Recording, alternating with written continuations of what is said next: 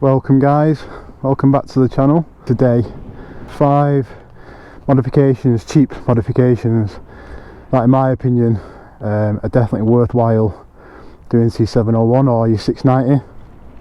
The first one, if you're anything like me and you need your sat nav, I've got this little genuine Husqvarna bar pad. It's got a phone case built into it. Cheap enough, waterproof, and because it's foam, it's got it gives that kind of anti-vibration that you see the quad locks have. The quad locks, obviously I've had the quad locks in the past. They are good if you can get it to fit and get your phone kind of settled in away from any damage, because if you flip this thing, if you go over the bars and you roll it and you want a quad lock out here, potentially your phone's going to be snapped off or damaged. But yeah, cheap enough, just a foam bar pad, genuine Husqvarna. I think KTM do the same one. That is an iPhone 12 Pro Max. I don't think you get anything much bigger in there, to be honest. It is quite tight. Back at the handlebars again, completely free this one. The actual handlebar clamp on the, so if you take the bar pad off, you've got the clamp.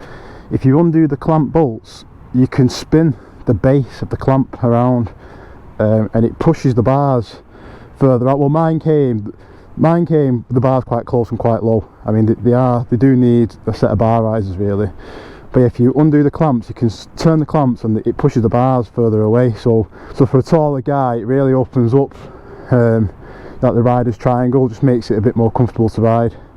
Definitely worthwhile doing. Doesn't cost you anything. It's a bit of a faff, I'll be honest, but it's definitely worth doing. Number 3, again, it doesn't really cost you anything apart from buying a new plate, but the tail tidy on this here, as standard, it comes with like just a giant mammoth of a plastic fender on the back, and you've got to be conscious on these bikes that the petrol tank is in the rear. So if you do have a bad spill and something grabs the rear, the big fender that it comes with, potentially you could end up damaging the tank. In my mind, if you take the big fender off the back, you're left with this. It's just, I think it's like 3 bolts. It all comes off. You disconnect the tail light for the reg plate, and then you just tuck the cable up inside. There's a rubber grommet in there.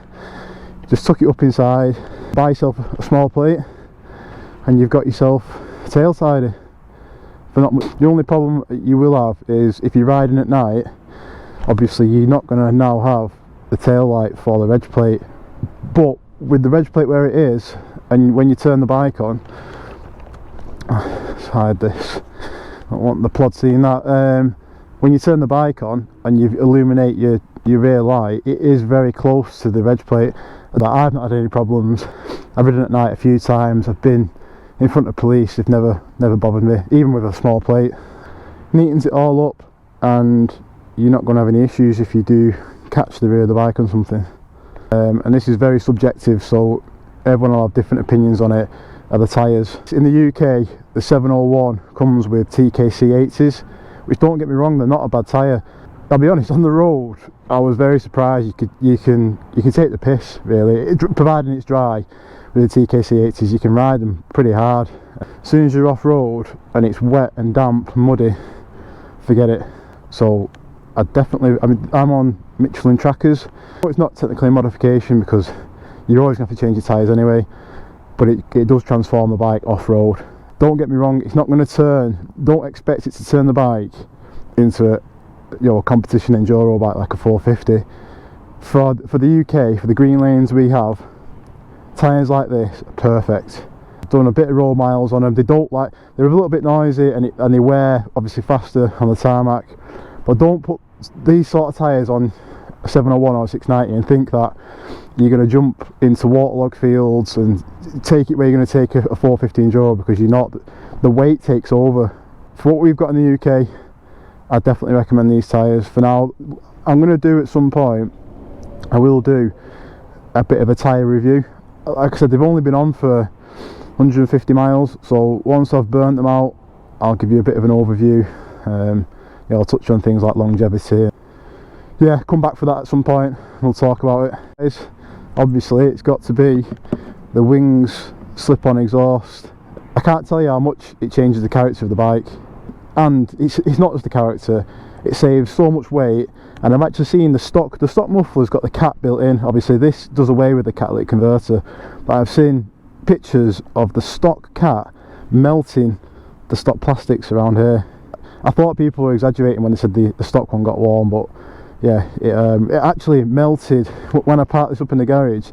It melted like a plastic liner that I had near. It wasn't touching the bike, to be fair, it was like out here, and it melted that when I left it, when I stopped riding it and put it away for the evening. But yeah, saves a load of weight, looks nicer, and you get rid of the heat. In terms of the sound it makes, when you buy one you get 2 baffles. I'm running the quietest baffle that it comes with. You can buy a separate silent kit to go even quieter. I think one of the good things with this exhaust is, in the configuration I've got it now with the baffling, when it's on tick over, it's not offensive, it's not that loud. But when you run it and the engine's under load, so if you're in a high gear, low revs, and you crack the throttle, it really comes alive. Like I said, it brings that character with it then. I'll start it for you now, and then I'll put some clips in when the engine's under load, and you can make a comparison yourself. The way it is now, it's not offensive on tick over. Don't get me wrong, it's, you know, you can still hear it, you know it's there. But if you're going past horse riders or walkers, you dip the clutch, bring it back to idle, and it's not offensive.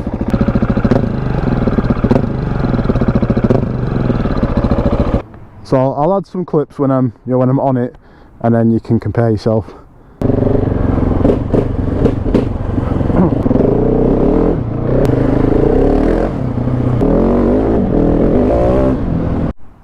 So that's it for today, guys. I hope that's been some use if you're looking at getting a 701, or if you've got one, or if you've got a 690. Yeah, just 5 cheap modifications. In my opinion, those combined, it just completely transforms it. This is, I know I put this at number 5 simply because it's the most expensive, but that probably makes the most difference. Please leave some comments if you agree, disagree, like, subscribe, all that stuff. Hopefully I'll bring you some more good content that you'll enjoy. I'm not going to keep it all about the 701 though. You know, I'm going to go places and try and bring a bit of variation. Yeah, thanks guys.